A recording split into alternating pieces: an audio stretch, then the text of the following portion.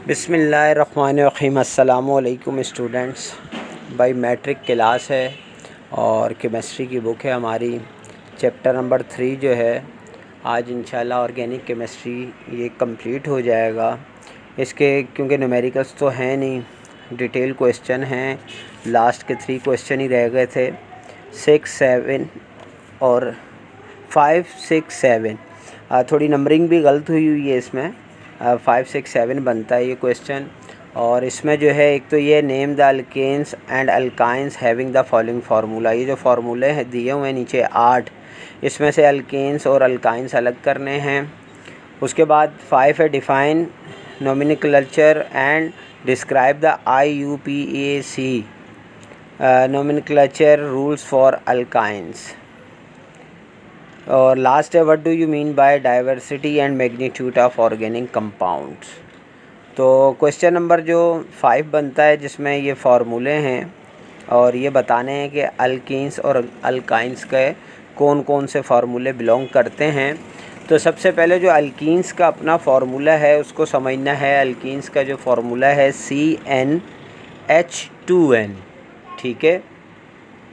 अब C जो है वो नंबर है और H जो है वो 2 मल्टीप्लाई बाय नंबर है, बस ये जहन में आपने रखना है। तो अब हमने इसमें जितने भी फार्मूले हैं उसमें देखा कि जैसे अगर कोई C6 है, ठीक है, तो H2n होगा, यानी उस 6 जो 6 का नंबर है उसको 2 से मल्टीप्लाई करेंगे तो 12 आएगा, ठीक है। तो C6H12, C2H4, 2 2 ज़ा 4, C8H16, 8 2 ज़ा 16 और C3H6 यानी 3 मल्टीप्लाई बाय 2 इज़ 6 हो गया। तो ये इस फार्मूले को आप समझेंगे तो आपको बहुत आसानी से पता चल जाएगा कि कौन सा इसमें फार्मूला जो है वो अल्केन से बिलोंग करता है। जबकि अल्काइंस का जो फार्मूला है वो CnH2n, यहाँ तक तो सेम है उसकी तरह, लेकिन बाद में -2 भी है, ठीक है। बस ये फ़र्क है, इसमें एंड में -2 भी आ रहा है कि n जो भी C का नंबर होगा n उसको हम मल्टीप्लाई बाय 2 करेंगे और -2 करेंगे। तो जैसे इसमें C7H12 है, अगर हम C7 मल्टीप्लाई बाय 2 करें 14 और -2 करें तो 12 आ जाएगा, ठीक हो गया। C6H10 यानी 6 2 ज़ा 12 और -2 कितना हो गया, 10 हो गया। इसी तरह C3H4, C3 2 ज़ा 6 -2 किया H4 हो गया। C5H8, 5 2 ज़ा 10 -2 H8 हो गया। तो भाई ये बहुत इजी है, आप समझ गए होंगे इसको। अच्छा जी, उसके बाद जो नेक्स्ट क्वेश्चन है उसमें हमें 2 क्वेश्चन हैं। एक तो हमने नोमेनक्लेचर को डिफ़ाइन करना है और बताना है IUPAC क्या है, और फिर अल्काइंस के रूल्स बताने हैं। तो देखिए पेज नंबर 45 पर ये जो नोमेनक्लेचर है ये असल चीज़ क्या है, ये किसी भी चीज़ का जो है नाम, जो हम जो ये फार्मूलाज हैं, कंपाउंड्स हैं, इनके जो नाम रखे जाते हैं इसको हम कहते हैं। मैं इसको रीड करके बता देता हूँ। Organic compounds were once classified according to their source. For example methane as a marsh gas, methyl alcohol as a wood spirit and acetic acid from vinegar। Latin जो लैटिन का वर्ड है vinegar के लिए वो एसिटियम use होता है। These are tribal names हैं ये, ठीक है। अब due to their fast rise the number of organic compounds had increase posing an issue in naming them. ज़ाहिर है अब इतने कंपाउंड्स है, ऑर्गेनिक कंपाउंड्स जो है वो बहुत इंक्रीज़ कर गए हैं और उनको नाम देना भी एक बहुत बड़ा मसला है। तो इसके लिए a symposium of top chemist was organized in Geneva to address the issue. In 1882 they developed a naming system known as the Geneva system. In 1930 the International Union of Chemistry IUC changed this approach, ठीक है।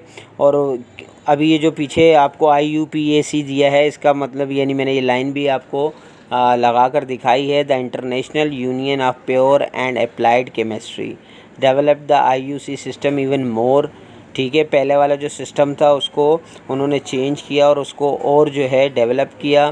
The IUPAC system of naming was created in 1960। Even further the IUPAC system of nomenclature was created in 1960।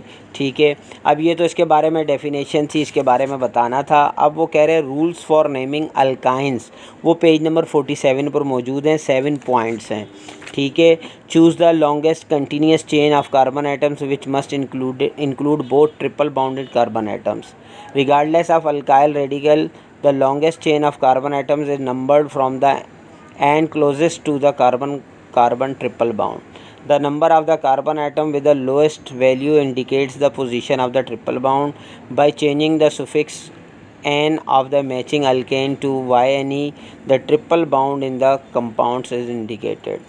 5. When there are 2 or more triple bonds in the chain, the prefix "di", "tri", and so on are added before the suffix "-ine" with its position. When both double and triple bonds are present at same location in a chain of molecules, the double bond is given priority in numbering.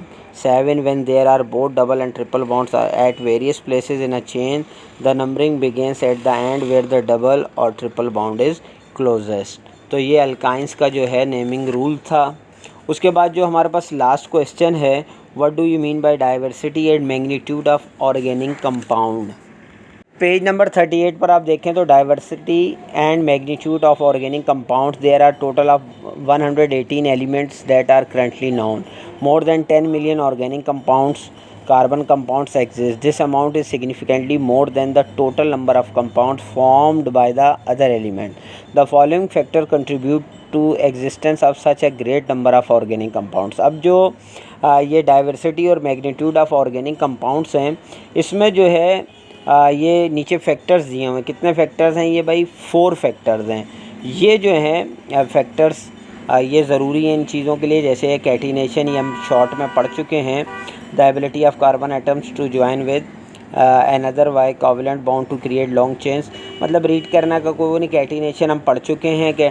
उसके बाद second जो है next page पर आप देखेंगे तो isomerism है, ठीक है। और इसी तरह जो थर्ड आप देखेंगे तो कार्बन कोवलेंट बाउंड स्ट्रेंथ है उसकी। और 4 जो है मल्टीपल बाउंडिंग है पेज नंबर 39 पर, यानी पेज नंबर 38 के एंड से लेकर पेज नंबर 39 के एंड तक जो है ये पूरा लॉन्ग क्वेश्चन का ये आंसर है। ये 4 जो हैं इसके फैक्टर्स हैं, ये भी आपने लिखने हैं डाइवर्सिटी और मैग्नीट्यूड में।